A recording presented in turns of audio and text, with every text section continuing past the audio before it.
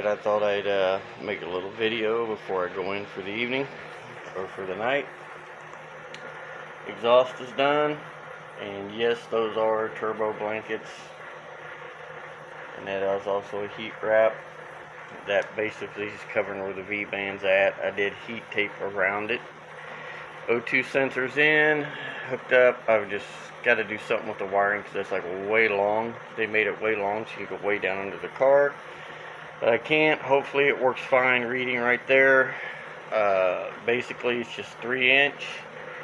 It goes into a little 6-inch bullet muffler and then into 4.5-inch and out the fenders on either side. But yeah, they sent me the wrong wrap. I wanted some more black, but I got the titanium colored lava wrap, and we wrapped it best we could. Where the muffler bubbles up, it kind of gathered a little bit. We put those on there because I had them. It's just like a little added heat shield against the master cylinder area on that side. Again, covers the V-band. And then we just went ahead and did the same thing on this side to kind of keep some of the heat away from the firewall, even though it is wrapped. But, you know, had them, might as well use them. Of course, took 3 alternator brackets to make that work, but it now clears everything. Belt's on, belt straight, doesn't touch anything, which is good. All the fuel injection again is wired. I did make a little support right there going down to the inner fender mount. It's just a piece of 1/4-inch round metal rod. One of the drag radials laying on the ground. We did get the studs in. It was kind of a pain in the ass, but they're there. So, said that stock was a 627 knurl. That's a 625. Those are Mosier 3-inch Mosier studs. And I talked to them at Yukon. That's who the axles are. They said that those would fit fine. They went in, but they were tight. I had to pound them in. Tried to press them in first using a vise. It wouldn't work. So I just had to pound them in. Took about 4 shots of the hammer on each one, 4 to 5 to get them to seat all the way. Diff cover's on. Everything's filled. It's got red line. Is what gear lube is what's in there with the friction stuff and so forth for the parts in the rear end. I've got the drive shaft and the yokes now, the U-joints and everything. I just got to get it all put together. We are not going to use the S10 shaft. I went ahead and measured and had one made. It came today along with the studs and the diff cover and some other stuff. I got the rear brakes to get on it.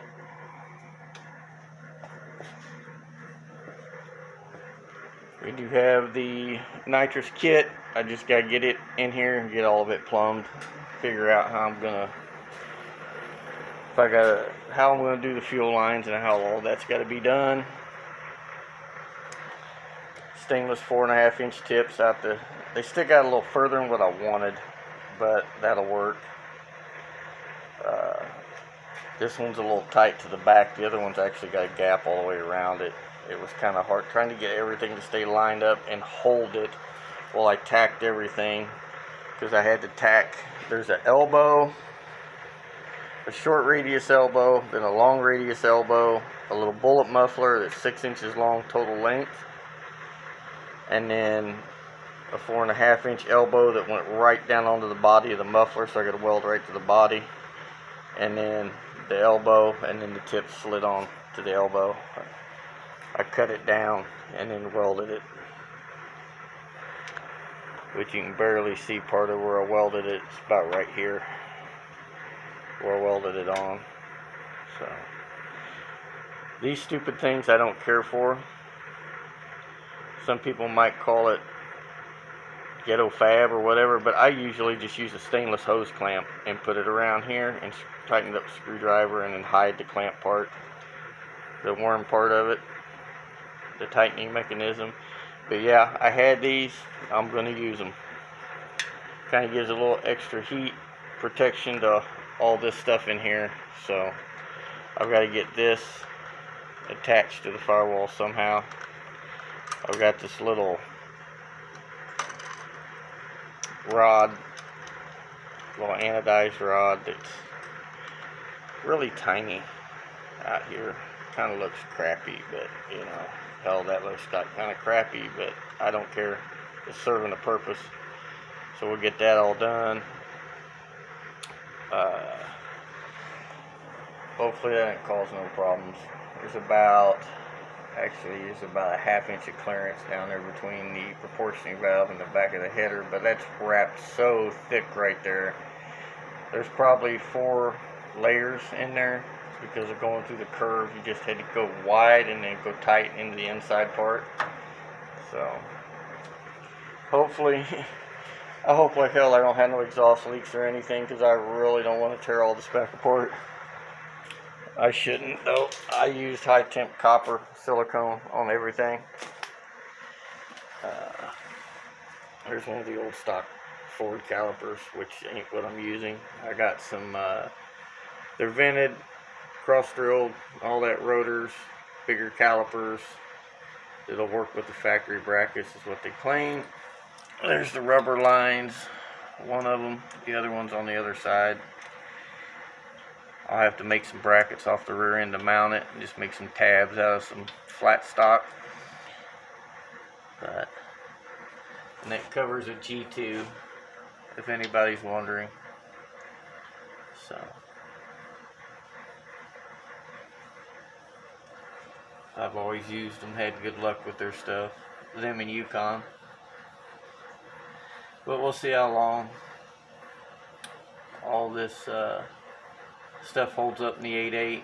If it don't, I'm going to go through Spawn Performance and just get a complete 12 bolt probably and put under it, or a 9 inch, but we'll see how this holds up. It's got all 35 spline Yukon stuff in it, so it should be good for a little bit before I tear something up.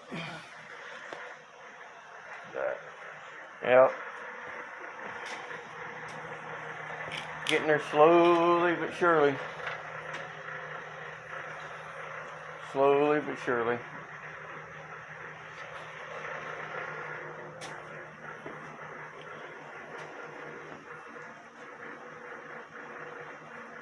And them studs stick out a long way. But it is what it is. So, I just want to make it a little quick, like, update video. And as soon as we get this one up and running, I'm going to start on that Blazer.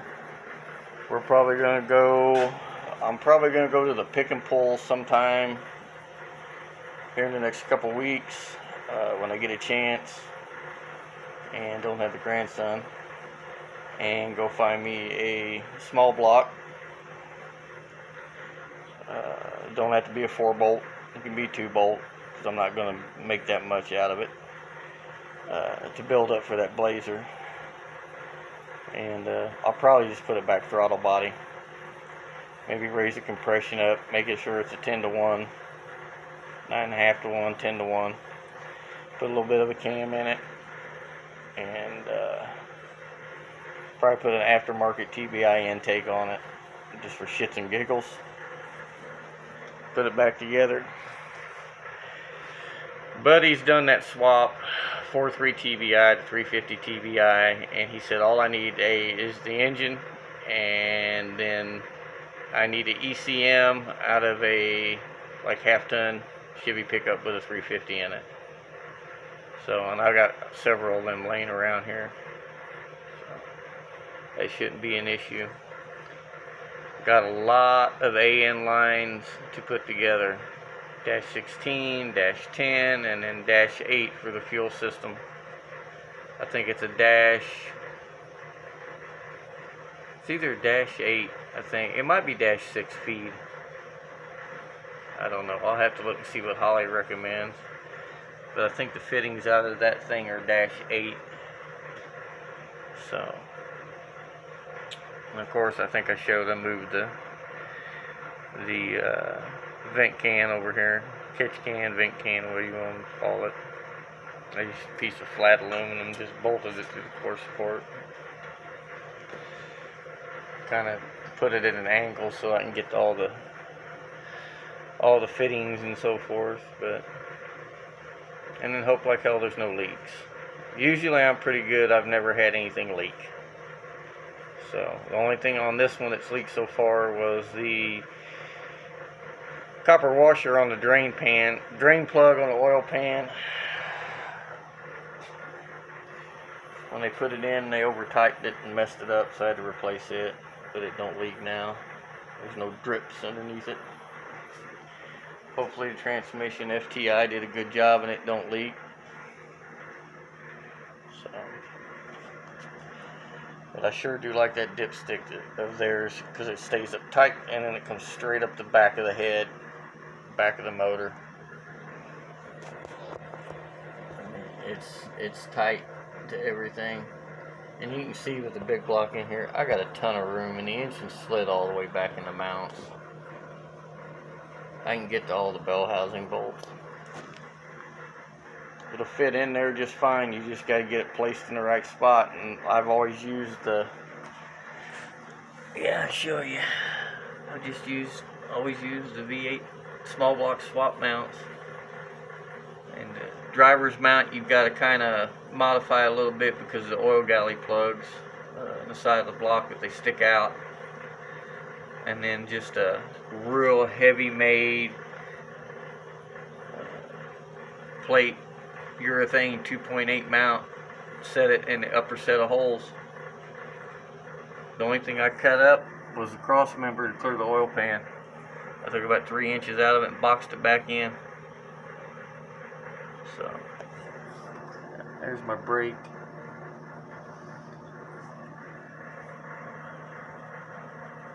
My little wire loom that I made, recycled, so I can run them under the headers, because of course with some spacers in there, as you can see, it's kind of tight. You just barely get your finger in there with that spacer kicking the header flange out 3/4 of an inch. So, and these are NGK plugs, but I might end up having to run a shorter plug. I don't like those Excels. They get hot, the porcelain loosens up on them. But may end up having to run some kind of shorty header plug if that causes a problem with the spark plug. I'm going to run 90-degree boots, so hopefully, and I'm going to run Taylor wires, which have a really bulky plug end on them. So hopefully we don't have no issues. Hopefully there's no exhaust leaks.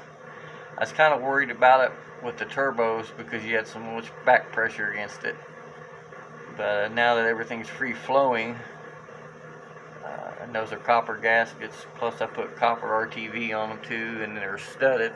There's not bolts, they're actually stainless studs. So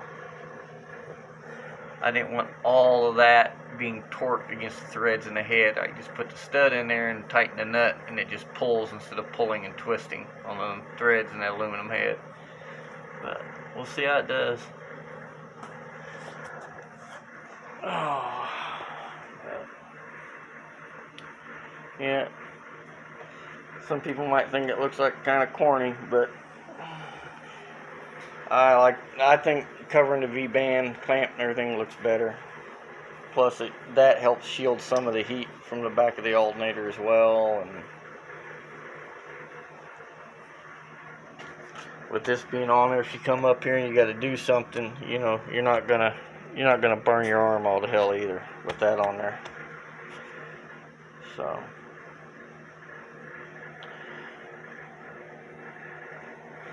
and the main reason I wrapped all of this, well, this first of all was turbos and heat, but I wrapped all of this because the hood's going to be sitting real close to it, and the hood's fiberglass.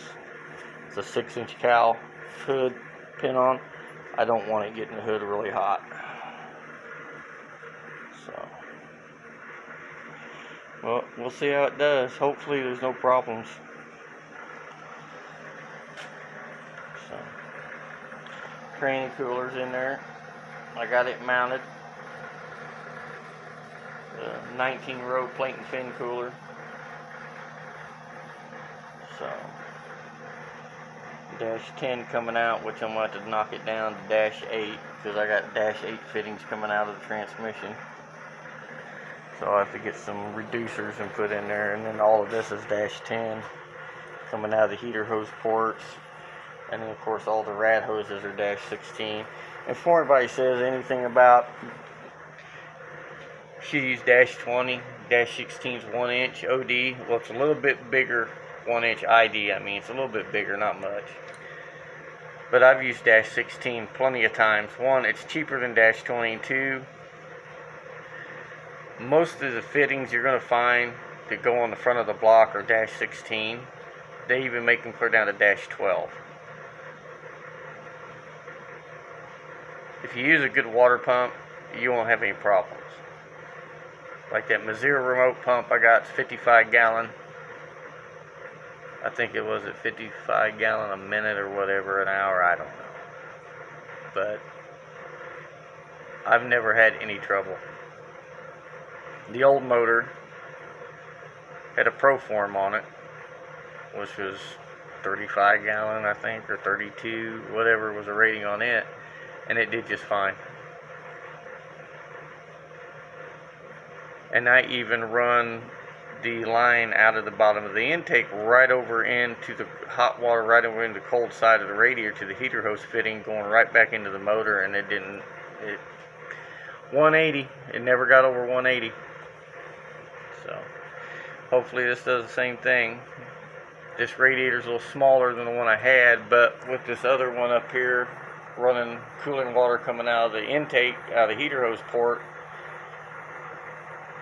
being 12 by 15 with 2 rows of 1 inch tubes, that should help compensate for this one. Plus it's going to go through that little one and then go back in over here into the top hose and go through this radiator as well again. So it should be enough.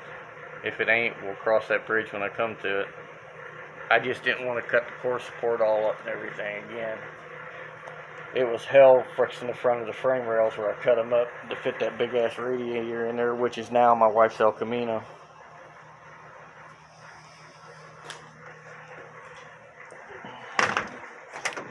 The next thing we're going to do is get in here, pull the seat, pull the carpet up again. Get in here, get the cage sanded down, get it taped, everything off, and get it painted. Get the door panels on. I got some aluminum door panels I had with Scott Rod Fab made up for me. So get them in here. I'm going to use this steering wheel for now. So as you know, it comes off. It's just $100 column from Speedway. It fits in here perfect. All you got to do is go in here under the dash, use the factory clamp that's in there where the column bolts up, take it off of the column, this factory column, put it in there, cut you a notch, take you a 2-inch muffler clamp, weld the base of it in there, run the U-bolt part up through there, tighten it up, and it make you mount at your firewall. You're good. And all I did this time was I moved it back over.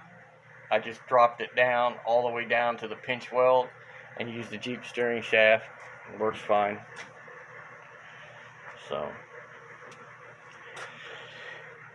and my son's trying to talk me into it. I've got the Halo bar, or not the Halo, this is the Halo, but it is the Halo bar. I got that bar, and I got the ones that go down and they go through these speaker grills, and then the other ones that go out under the hood of the frame. I've got them. I just don't know if I'm gonna do them, but now I think I might go ahead and do it. Damn, I need WD-40 that hinge. Well, my phone just dropped down, so it's telling me I got 5%. I'm gonna end the video. I've rattled enough, but I just wanted to show everybody the exhaust. And somebody probably won't like it, but you know what? It serves a purpose. It works, and that's all that matters. They don't make a header that'll work like that. I already had the turbo header, so I wasn't buying another set of headers. I probably could have got some $1,100 G-body stock clip headers that would have worked, but I wasn't doing it. I'd had to cut them off anyway because they just stuck a foot past the fender. But that works. And as long as that reads like it's supposed to, that's the way it's going to stay. So, and yes, it's going to be loud, and I really don't care.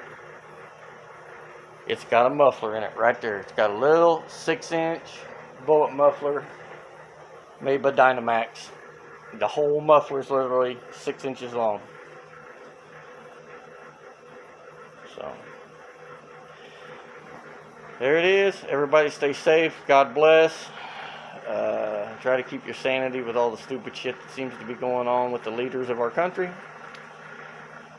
And keep putting the videos up. It's what's keeping a lot of us sane. Later.